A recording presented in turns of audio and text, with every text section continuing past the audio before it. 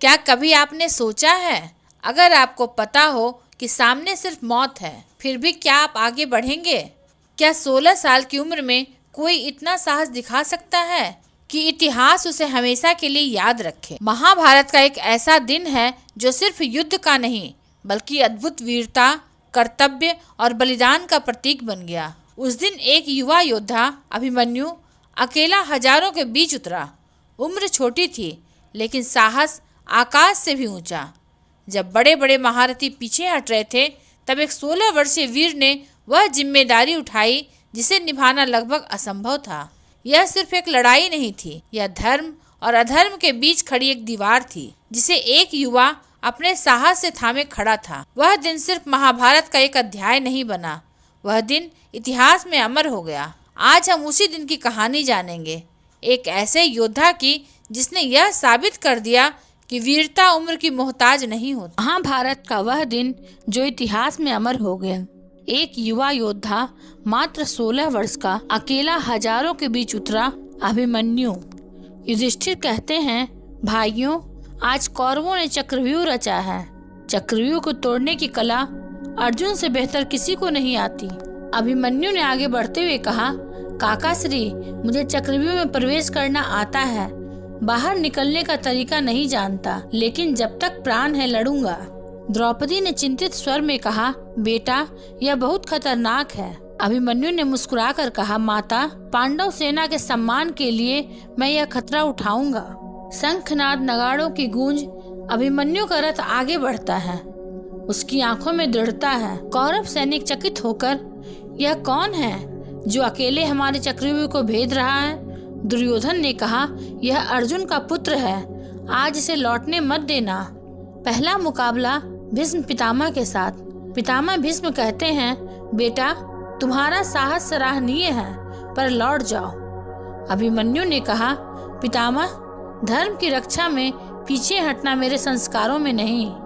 अभिमन्यु के बाण भीष्म की ढाल पर टकराते हैं। भीष्म पितामह उसे आशीर्वाद देकर जाने देते हैं। दूसरा मुकाबला द्रोणाचार्य से होता है। द्रोणाचार्य कहते हैं, अभिमन्यु, तुम्हें चक्रव्यूह में भेजकर पांडवों ने गलती की है। अभिमन्यु कहते हैं, गुरुजन, आज आपकी शिक्षा का प्रतिफल दूंगा।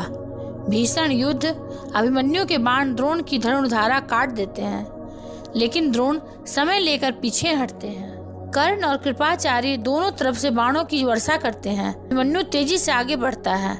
कर्ण की कवच ढाल हिल जाती है।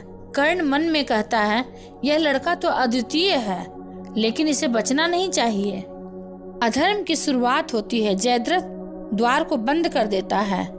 बाहर से भीम और सात्यकी घुसना चाहते हैं, लेकिन जयद्रथ रोक देता है।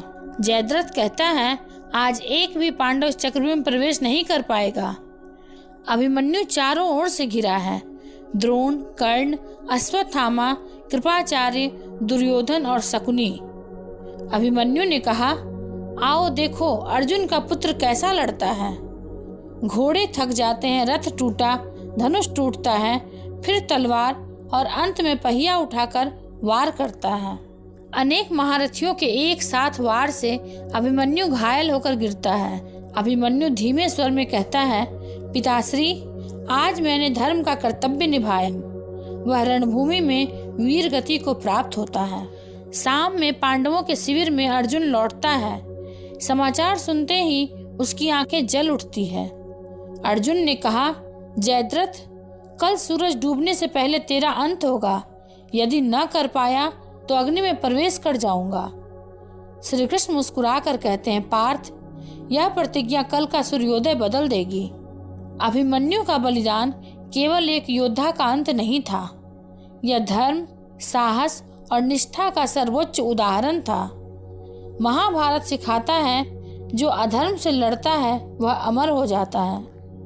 उस दिन रणभूमि ने देखा कि कभी कभी धर्म और मर्यादा शत्रु और मित्र से ऊपर होते हैं, क्योंकि जब धर्म सबसे ऊपर होता है तब फैसले रिश्तों से नहीं, सत्य से लिए जाते हैं, और वही पल किसी व्यक्ति को साधारण से असाधारण बना देता है। महाभारत हमें यही सिखाता है कि सच्चा योद्धा वही है जो कठिन से कठिन समय में भी धर्म का साथ न छोड़े, चाहे सामने अपना हो या पराया। न्याय और सत्य ही सबसे बड़ा मार्ग होता है। इसलिए कुछ कहानियाँ सिर्फ सुनी नहीं जाती, वे हमें भीतर से बदल देती है। अगर आपको ये वीडियो अच्छा लगा हो तो इसे लाइक, शेयर और सब्सक्राइब अवश्य करें। ये महाभारत सिर्फ युद्ध की नहीं, जीवन के ज्ञान की कहानी है। मिलेंगे अगले प्रसंग के साथ, तब तक के लिए धन्यवाद।